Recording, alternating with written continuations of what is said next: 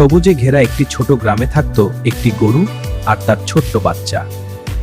বাচ্চাটি সবসময় মায়ের পাশে থাকত। একদিন তারা দুজন মিলে ছোট্ট একটি জমিতে মূলা চাষ শুরু করলো। সকালবেলা তারা মাটি খুঁড়ত, বীজ বুনত আর বৃষ্টি হলে খুশিতে নাচত। দিন যেতে লাগলো, ধীরে ধীরে জমিতে সাদা সাদা মূলা বড় হতে লাগলো। মা, আমাদের ক্ষেতটা কত সুন্দর হয়েছে। কিন্তু এক রাতে একটি পাগল খরগোশ সেই ক্ষেতে ঢুকে পড়ল। সে দৌড়াতে দৌড়াতে সব মূলা তুলে ফেলল। সকালে তারা এসে দেখলো পুরো ক্ষেতটা নষ্ট হয়ে গেছে।